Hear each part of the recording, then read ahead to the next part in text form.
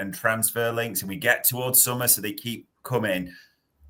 I know you were at this press conference, but just in case anyone didn't clock it, there was just a little bit of an interesting response, is maybe the best way of phrasing it, from Arne Slot around the Mo Salah contract wage situation. So I just want to play the clip and then have a bit of a chat about that one.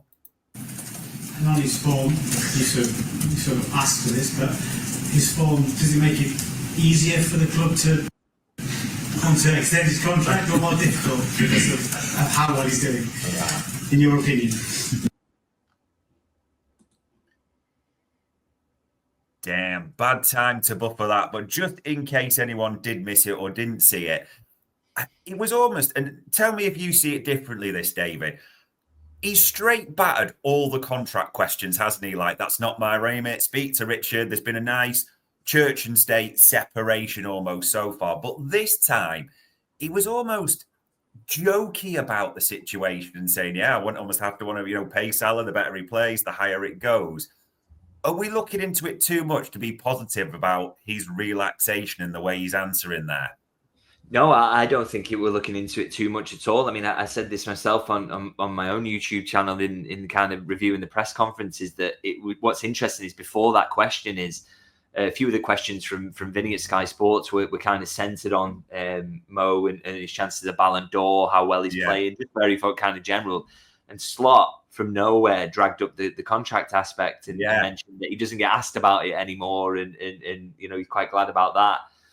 And then he's, making jokes all the way through then about when he does get asked about it. And it's just his general demeanor was so incredibly relaxed. And the fact, look, to me, we can read too much sometimes into what managers say, but I think the fact he is the one who brought that situation up, to me, just shows you how unworried he is about this. And I mean, you would, as a manager, you would be, if this wasn't going in the right direction, you would be concerned, because you have the best player in the world in your team at the moment. You've got every chance of winning these trophies, and you would already have one eye on next season thinking, it's going to be harder if I don't have this guy and someone else is going to have him. That's going to be an issue.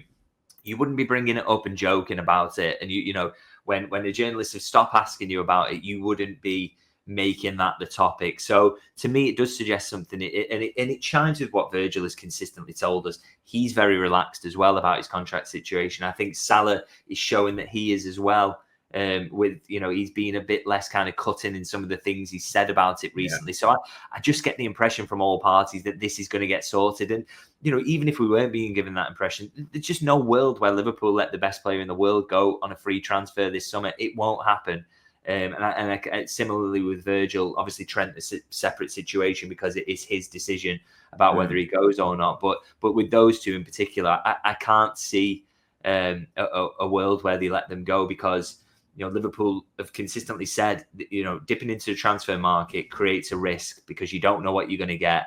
Dipping into the transfer market is also difficult because getting the right players who suit you perfectly is a very, very tricky thing to do. So if they can minimize their ability to go into the transfer market by signing up two of the best players in the world for another couple of years or so, when they're performing at this consistent level and don't look even close to a drop-off, they will do it. And that's why I think that this will get resolved. And also then throw in that both players are desperate to stay as well. So I'm not concerned about it at all. And maybe I'll end up with egg on my face and I'll look totally stupid. But everything I'm seeing and hearing, and that's from people close to it as well, just suggests that those two will sign up, and then we'll see what happens with Trent.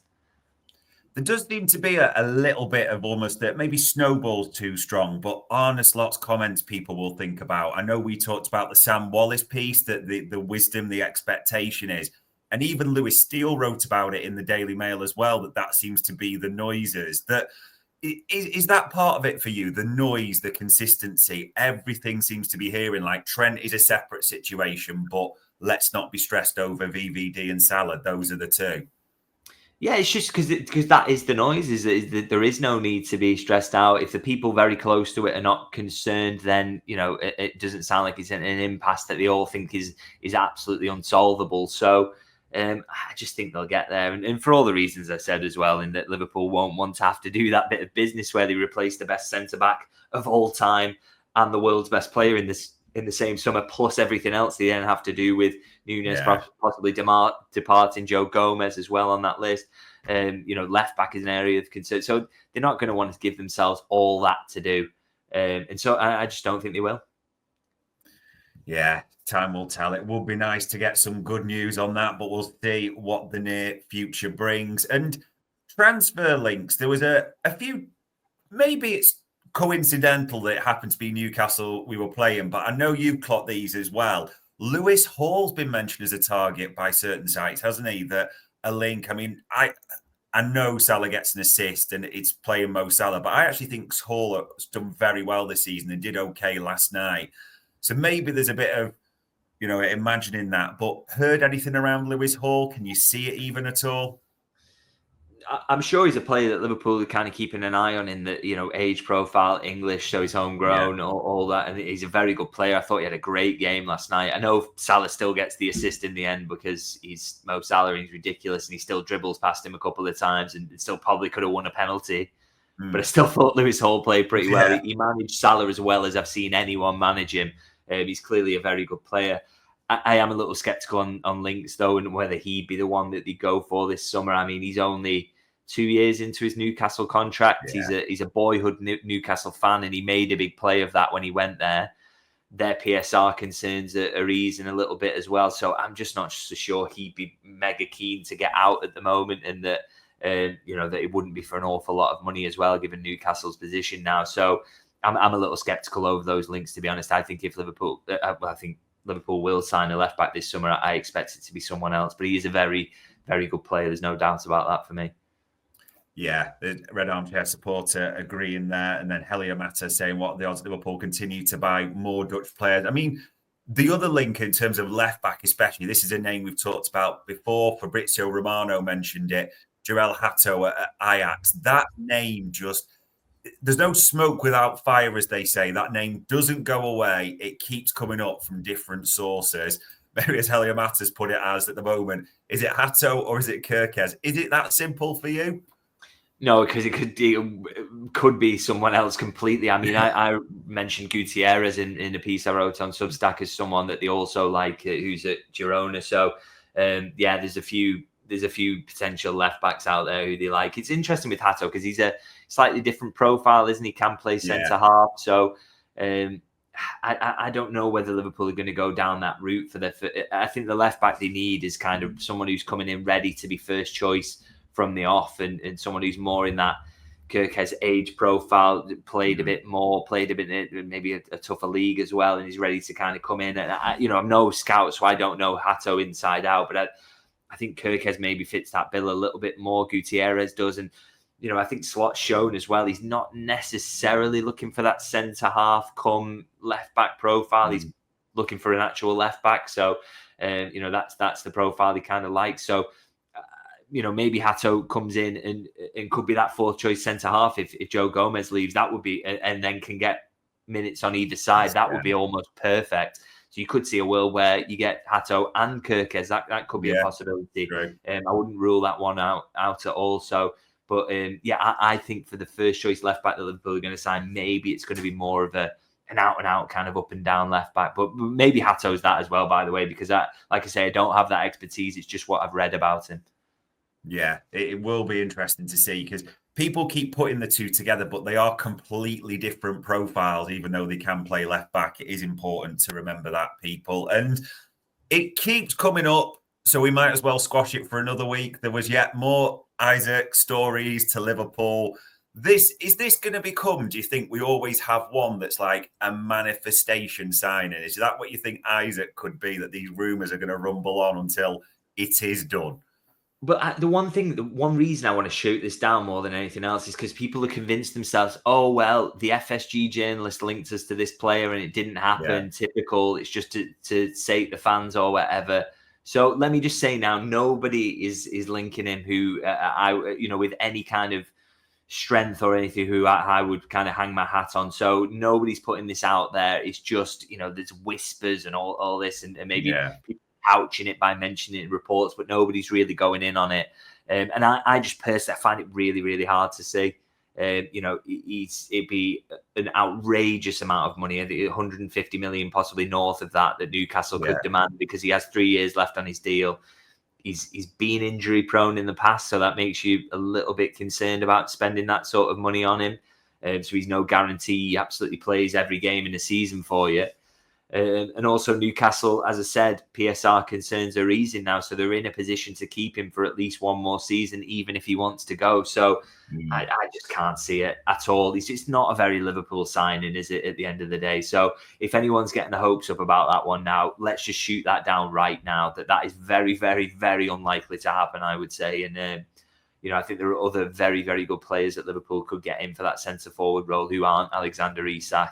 Who could do a great job and be part of a winning team. So, I mean, they're basically going to go and win the Premier League this season without, a half-fit Diogo Jota, playing Luis Diaz up front, Darwin Núñez being his erratic self. So, they don't necessarily need an Alexander Isak to be a top side. I think they could get someone who's a totally different profile who could do the job. I like Cunha, by the way. Yeah, there's a few saying there that Mr. Wars put, he'd cost upwards of 150 million, the price of 2 players. I'd rather have 2 players. Yeah, I think a lot will see the same or see it the same. We'll see what the summer brings. And a final one that came on the docket, and it's worth asking you this morning. Not that I know you're a fluent German speaker at all, but as was translated, Joshua Kimmich Bayern have pulled the contract offer for Joshua Kimmich. He is a player that's been linked with Liverpool quite a bit, so I wouldn't be surprised if we hear anything or all those links resurface. I know can't really see this one because of wages, age, profile, can you?